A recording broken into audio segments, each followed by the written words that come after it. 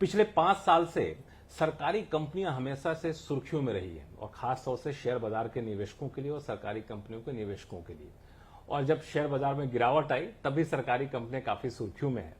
तो अब सबके मन में सवाल उठता है कि आखिर सरकार का अप्रोच क्या है इन सरकारी कंपनियों को लेकर के, अब खास तौर से जो लिस्टेड सरकारी कंपनियां हैं।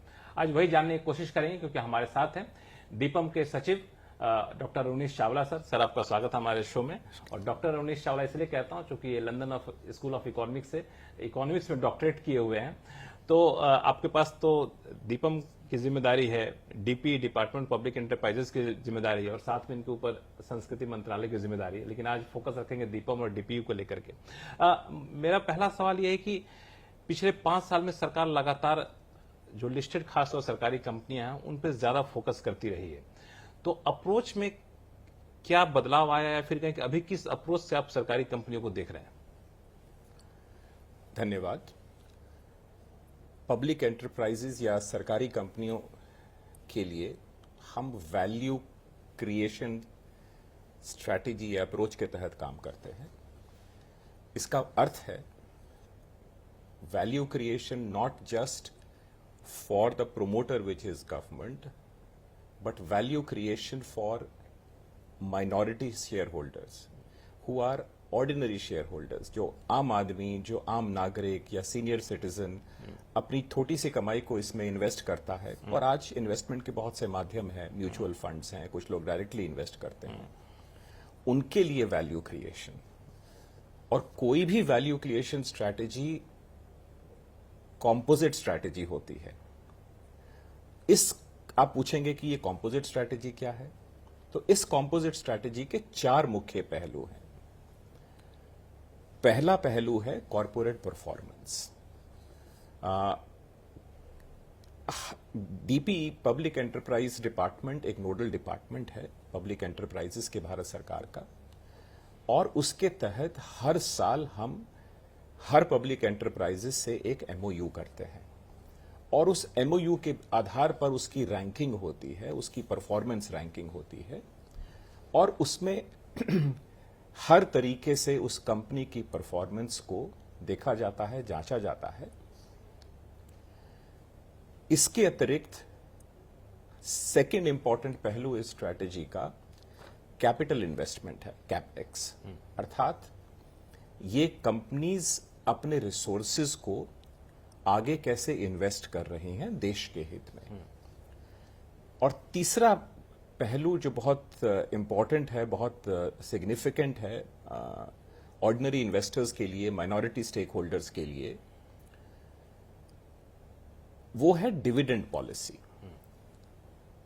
हम ये एनफोर्स करते हैं कि सभी सरकारी कंपनी एक fair sustainable dividend policy follow करें, जिसका अर्थ है कि हर साल होने वाले नेट प्रॉफिट, जो प्रॉफिट आफ्टर टैक्स कहलाता है, पैट जिसको कहते हैं, उसका 30% सरकारी कंपनी निश्चित रूप से डिविडेंड को तौर पर डिविडेंड अपने शेयर होल्डर्स को दें। और अगर मान लीजिए इस साल थोड़ा सा पैट कम भी है लेकिन उनके पास रिजर्व्स हैं, उनकी नेटवर्थ पॉजिटिव है, तो उसका 4%, इन दोनों में से जो ज्यादा ये बहुत गहरी बात है, क्योंकि मार्केट जब नीचे भी जाएगा तो भी पब्लिक एंटरप्राइजेस एक फेयर सस्टेनेबल डिविडेंड अपने माइनॉरिटी शेयर होल्डर्स को देंगे। इसमें एक सवाल, चूंकि डिविडेंड की बात आती है तो जो भी शेयर होल्डर्स हैं, खासतौर से माइनॉरिटी शेयर होल्डर्स, उनकी बाँछें खिल जाती हैं कि डिविडेंड कुछ मिलने वाला है। तो जो अब तक का डिविडेंड आया है सरकारी कंपनियों की तरफ से, जो आपके वेबसाइट पे देखा मुझे, 59,638 करोड़ रुपए का डिविडेंड दिया है अभी तक करंट फाइनेंशियल ईयर में। तो इस फाइनेंशियल ईयर खत्म होने अभी कुछ हफ्ते और बचे हुए हैं और फिर नेक्स्ट फाइनेंशियल ईयर। ऐसे में जब बाजार में इस तरह की गिरावट है तो शेयर वैल्यू के टर्म में थोड़ा सा निवेशकों को निराशा हाथ लग रही है। तो डिविडेंड के मोर्चे पर आपको लगता है कि इससे ज्यादा बेहतर डिविडेंड अगले कारोबारी सालों में मिलेगा? बिल्कुल। और जो फिगर आप मेंशन कर रहे हैं वो सिर्फ गवर्नमेंट की डिविडेंड रेवेन्यू है। जो टोटल डिविडेंड पब्लिक एंटरप्राइजेज ने बांटा है, डिस्ट्रीब्यूट किया है, वो पिछले साल 1.05 करोड़ था, पिछले से पिछले साल। उससे पिछले साल 1.2 करोड़ था, और इस साल अपेक्षा है कि जब मार्च खत्म होगा तो यह 1.3 से 1.4 करोड़ के बीच होगा। अच्छा, पिछले साल से ज्यादा हो जाएगा। लगभग 10% ज्यादा होगा। और यह तब है जब शेयर मार्केट में करेक्शन हो रही है। उसके बावजूद भी पब्लिक एंटरप्राइजेज इस नीति के तहत अपने प्रॉफिट आफ्टर टैक्स का कम से कम 30% या नेटवर्थ का कम से कम 4% जो ज्यादा हो, वो डिविडेंड शेयर होल्डर्स को देंगे, माइनॉरिटी शेयर होल्डर्स को देंगे। तो मेरा सुझाव आम नागरिकों से और शेयर होल्डर से, माइनॉरिटी शेयर होल्डर से या ऐसे सीनियर सिटीजन्स या आम नागरिक जो अपनी सेविंग्स को म्यूचुअल फंड्स के माध्यम से और म्यूचुअल फंड मैनेजर से, मेरा यह सुझाव होगा कि अपने पोर्टफोलियो का कुछ हिस्सा अवश्य पब्लिक एंटरप्राइज में डालें, क्योंकि वहां पे आपको सस्टेनेबल डिविडेंड रेवेन्यू मिलेगी गवर्नमेंट पॉलिसी के तहत। और मार्केट कितना भी डाउन जाए, वो डिविडेंड इनकम आपकी कम नहीं हो। बिल्कुल, आपने बहुत बड़ी बात कह दी हमारे जो रिटेल निवेशक है खास तौर से उनके लिए। तो इस साल तो आप कह रहे हैं 10% डिविडेंड ज्यादा मिलेगा पिछले साल के मुकाबले। अगले साल कुछ रोड मैप तैयार किया आपने? बिल्कुल, अगले साल 10% और ज्यादा मिलेगा। इस साल से अगले साल 10% और और ज्यादा मिलेगी। जी, क्या बात करिए, बहुत बड़ी बात आपने कह दी। एक चीज जो आपसे मैंने शुरू में पूछा, अप्रोच क्या आपका, उसके पीछे पूछने का मकसद ये था कि जब कोविड के टाइम में सरकार ने पब्लिक सेक्टर एंटरप्राइजेस पॉलिसी का ऐलान किया था, जिसमें कहा था कि नॉन स्ट्रेटेजिक सेक्टर से सरकार बाहर निकल जाएगी, स्ट्रेटेजिक सेक्टर में 4 कंपनियां रहेंगी। उसके बाद कई सारी कंपनियों के स्ट्रेटेजिक सेल को कैबिनेट ने मंजूरी दी थी। शुरू में लगा कि रफ्तार तेजी से बढ़ रही है, लेकिन अब धीरे से कम हुई। एक एग्जांपल दे दूं कि जनवरी 2021 में RINL का आपने 100% स्टेक सेल का डिसीजन लिया, लेकिन पिछले महीने जनवरी में ही आपने उसमें 11,000 करोड़ रुपए का रिवाइवल पैकेज दिया। तो अब आपको लगता है कि उस अप्रोच में जो 2021 का अप्रोच था स्ट्रेटेजिक सेल का, उसमें बदलाव आया है? देखिए, इसमें कुछ भ्रांतियां हैं। अच्छा, सरकार की नीति यह थी कि कुछ सेक्टर स्ट्रेटेजिक हैं जिसमें नेशनल इंटरेस्ट इन्वॉल्व है, जैसे कि defence, railways, infrastructure, critical minerals, या फाइनेंशियल जो हमारे सेक्टर हैं, जो बैंकिंग हो गई, इंश्योरेंस हो गई, पेंशन हो गई। इसमें गवर्नमेंट, सरकार की प्रेजेंस आवश्यक है नेशनल इंटरेस्ट के लिए। कुछ सेक्टर्स ऐसे हैं जहां पे हम अगर स्पेस दें तो प्राइवेट सेक्टर बहुत अच्छे से आगे आकर निवेश कर सकता है और उसमें आगे जो है ग्रोथ का हिस्सा बन सकता है। तो उसके तहत 60 के करीब यूनिट्स को आइडेंटिफाई किया गया था, चिन्हित किया गया था, जिसमें से, और strategy closure oblique strategic disinvestment थी, जिसमें से 30 को ऑलरेडी बंद किया जा चुका है और उसमें प्राइवेट सेक्टर को जगह मिली है काम करके परफॉर्म करने की और देश को आगे ले जाने की। 10 को ऑलरेडी डिसइन्वेस्ट किया जा चुका है और बाकी सब पे कार्य चल रहा है। एक, जैसा मैंने बताया कि कॉम्पोजिट स्ट्रैटेजी का जो चौथा पिलर जिसकी बात हमने नहीं की, वो कैलिब्रेटेड डिसइन्वेस्टमेंट है। कैलिब्रेटेड डिसइन्वेस्टमेंट का मतलब है कि हम सोच समझ के कैलिब्रेटेड तरीके से डिसइन्वेस्ट करते हैं। कोई भी asset manager market conditions, corporate performance और स्ट्रेटेजिक ऑब्जेक्टिव्स को देखते हुए ही निर्णय लेता है। इसमें थोड़ा सा स्पेसिफिक सवाल आपसे पूछूं कि इनमें से कई सारी कंपनियां हैं जिसको कैबिनेट ने अप्रूवल दे दिया स्ट्रेटेजिक सेल का, तो अगर आप थोड़ा सा क्वांटिफाई कर सके कौन कौन सी कंपनियां ऑन द टेबल है जिसको कैबिनेट ने अप्रूवल दे दिया है?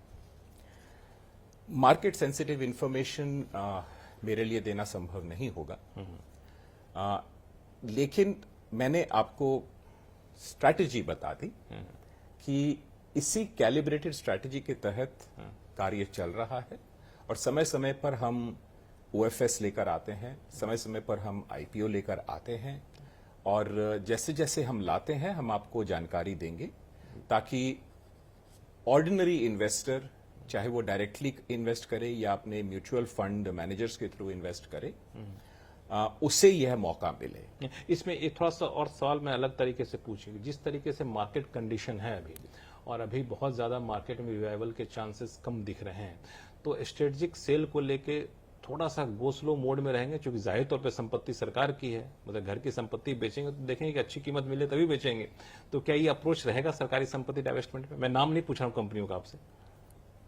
आपने आपका सवाल वाजिब है। मार्केट करेक्शन के फेज में है, लेकिन अब करेक्शन होना भी शुरू हुआ है, कुछ उछाल भी आया है रिसेंटली, लेकिन इससे विचलित होने की आवश्यकता नहीं है। जैसा कि मैंने बताया, इसके दो कारण हैं। पहला कारण, पब्लिक एंटरप्राइजेस के पीछे सरकार है, सरकार की नीति है कि हम कंसिस्टेंटली और सस्टेनेबल तरीके से डिविडेंड देंगे और इस प्रॉफिट और इस वैल्यू को आम लोगों के बीच, आम नागरिक से बांटेंगे। और दूसरा, दीपम अपने मॉडल्स के ऊपर काम करता है जिसमें ये सारी चीजें, ये सारे ट्रेड ऑफ्स पर एक समेकित दृष्टिकोण से निर्णय और कार्य किया जाता है, और सही समय पर यह कार्य सही किया समय जाता पर कार्य किया जाता है। थोड़ा सा और स्पेसिफिक पूछ लूं आपसे, क्योंकि हमारे दर्शक थोड़े से इन सब चीजों को जानना चाहते हैं। वो है आपको आईडीबीआई बैंक। लंबे समय से आईडीबीआई बैंक की प्रक्रिया चल रही है, अलग अलग खबरें आती रहती हैं, उस पर थोड़ा सा स्थिति क्लियर कर दें कि अभी स्टेटस क्या है और कब तक इसका फाइनेंशियल बिड हम लोग ले आएंगे। देखिए, मैं बहुत स्पेसिफिक तारीख आपको नहीं दे सकता हूं, लेकिन इतना आश्वासन दे सकता हूं कि आईडीबीआई बैंक का डिसइन्वेस्टमेंट ट्रैक पर है, ड्यू डिलिजेंस कर ली गई है, जो भी डेटा इश्यूज थे उनको रिजॉल्व कर लिया गया है, और उसके आगे की कार्रवाई जारी है। आप अगले 3-4 महीने में कुछ ना कुछ खबर अवश्य देखें। तो अगले फाइनेंशियल ईयर के फर्स्ट क्वार्टर में फाइनेंशियल बिड आ जाएगा, इसकी संभावना रखें? मैं तारीख नहीं देना चाहूंगा, लेकिन इतना आश्वासन देना चाहूंगा कि आप अच्छी खबर या जो भी न्यूज या खबर है वो आपको समय अनुसार मिलेगी। एक्सप्रेशन ऑफ इंटरेस्ट में जिन कंपनियों ने दिलचस्पी दिखाई थी उनको डेटा रूम एक्सेस दिया गया था, क्या वो ड्यू डिलिजेंस पूरा हो चुका है? मैंने आपको बताया कि सभी डेटा रूम इश्यूज रिजॉल्व कर दिए गए हैं और ड्यू डिलिजेंस पूरा हो गया। एक सवाल और आईडीबीआई बैंक को लेके, क्योंकि जो कैबिनेट ने डिसीजन दिया था उसमें था कि एलआईसी अपनी भी हिस्सेदारी बेचेगी, सरकार अपनी भी हिस्सेदारी बेचेगी, वो स्टैंस अभी भी बरकरार है या फिर चूंकि मार्केट कंडीशन को देखते उसमें कुछ बदलाव आया है? स्टैंड बरकरार है, नीति और निर्णय के अनुसार कार्य तेजी से चल रहा है। तो दोनों स्टेक बेचेंगे साथ में, या फिर हो सकता है एलआईसी बाद में बेचे, सरकार पहले अपनी हिस्सेदारी बेचे? समय आने दीजिए। समय आने दीजिए। चलिए, बहुत ही अच्छा आपने बताया, लेकिन कोई भी आप रिवील करने को तैयार नहीं, लेकिन अच्छी बात है, मार्केट सेंसिटिव चीजें नहीं करना चाहिए। एक सवाल और पूछ लूं, जवाब की अपेक्षा नहीं रखता हूं, फिर भी shipping corporation of India, BML, इन सबको कैबिनेट अप्रूवल दिए बहुत दिन हो गया स्ट्रेटेजिक सेल का, लेकिन कुछ बात आगे बढ़ी नहीं। ये सब प्रोसेस में है, अभी कोई भी स्पेसिफिक कमेंट देना थोड़ा प्रीमेच्योर होगा। आपने 24 फरवरी को एक विज्ञापन जारी किया जिसमें asset value manager, merchant banker की नियुक्ति का प्रस्ताव रखा। उसमें दो चीजें रखी आपने कि सरकारी बैंक और गवर्नमेंट फाइनेंशियल इंस्टीट्यूशंस के लिए समय समय पे स्टेक सेल करेंगे, उनके लिए हमें जरूरी है। तो कौन कौन सी कंपनियां जिसके लिए करना चाहते हैं? अगेन मैं इसको दूसरे तरीके से इसका जवाब दूंगा। किसे डिसइन्वेस्ट करना है या किसकी स्टेक सेल करनी है, ये आपको समय के अनुसार जानकारी मिलेगी। हमने आरएफपी इसलिए निकाला था कि फाइनेंशियल सेक्टर में हम चाहते हैं कि अच्छे से अच्छे इन्वेस्टमेंट मैनेजर्स सामने आए इस काम में हमारी सहायता करने के लिए, और इसीलिए उसको ब्रॉड बेस रखा गया है ताकि इस सेक्टर में जितने लोग कार्य करते हैं वो सभी फाइनेंशियल इंस्टीट्यूशंस को एक साथ एक नजरिए से देखकर कार्य करते हैं। उनकी स्ट्रैटेजी भी अलग होती है। जैसे कि एक ऑयल कंपनी या कोल कंपनी और एक फाइनेंशियल सेक्टर की जो फाइनेंसिंग कंपनी है, इनका एक तरीका काम करने का, इनके ऑपरेशंस, इनकी बैलेंस शीट को देखने का नजरिया तरीका अलग होता है। मैं इस सवाल इसलिए पूछा आपसे क्योंकि जो सेबी की गाइडलाइंस के हिसाब से मिनिमम पब्लिक शेयर होल्डिंग की कंडीशन को आपको 2026 तक पूरा करना है, लेकिन आपने जो नियुक्ति का विज्ञापन दिया वो 3 साल के लिए दिया। तो क्या इस मिनिमम पब्लिक शेयर होल्डिंग की शर्त को पूरा करने की मियाद आगे बढ़ाने की वकालत या सिफारिश करेंगे आप सेबी से? हम उसी दिशा में बढ़ रहे हैं जिसको आप इंडिकेट कर रहे हैं। ट्रांजैक्शन एडवाइजर्स, इन्वेस्टमेंट एडवाइजर्स की नियुक्ति, उनका चयन एम्पैनलमेंट के आधार पर होता है और उसकी सामान्य टेन्योर 3 साल है। एक सवाल, चूंकि आपने जो 4 अप्रोच शुरू में बताए थे उसमें से एक अप्रोच था फाइनेंशियल कंडीशन को इम्प्रूव करना। जो मैंने डेटा देखा उसमें से देखा कि सरकारी कंपनियां अपने खजाने से, जिसको हम लोग इंटरनल और एक्स्ट्रा बजटरी रिसोर्सेज कहते हैं, उनसे खर्च करना पिछले 5 साल में कम कर दिया है। गवर्नमेंट के सपोर्ट पे खर्च ज्यादा कर रहे हैं। जैसे कि 2019-20 से लेकर में जहां वो 6.4 ट्रिलियन रुपए थी जो सरकारी कंपनियां खर्च करती थी अपने खजाने से, वो अब घट करके 3.2 ट्रिलियन आ गया। इसी बीच सरकार का जो है कुल कैपिटल आउटले में हिस्सेदारी 25% से बढ़कर के 61% हो गई है। सरकारी कंपनियां दिख तो रही हैं अच्छा खासा, लेकिन उसमें उनका योगदान कम, सरकार का योगदान ज्यादा है। देखिए, इसमें थोड़ी सी भ्रांति है, थोड़ा कंफ्यूजन है। मैं इसे स्पष्ट कर देता हूं। जी, कुछ कैपिटल इन्वेस्टमेंट बजट या कंसोलिडेटेड फंड के माध्यम से होता है, जिसकी फिगर आपको आसानी से बजट में मिल जाती है। कुछ capital investment internal and extra budgetary resources, जिसको आईबीआर कहते हैं, उसके माध्यम से होता है। आईबीआर के 2 इंपॉर्टेंट वर्टिकल्स हैं, 2 इंपॉर्टेंट हिस्से हैं, पार्ट हैं। उसका पहला हिस्सा है पब्लिक अंडरटेकिंग पीएससीज, जिसके लिए दीपम और डीपीई हम जिम्मेवार हैं। उसको हम मॉनिटर करते हैं और बहुत कड़ाई से मॉनिटर करते हैं। दूसरा उसका हिस्सा है बड़ी बड़ी government entities like railways, like highways, like ports, airport authorities, metro rails. ये बड़ी बड़ी जो गवर्नमेंट, भारत सरकार की जो एंटिटीज हैं, उनके भी इंटरनल रिसोर्सेज होते हैं। इसके अतिरिक्त उन्हें बजट से सपोर्ट मिलता है।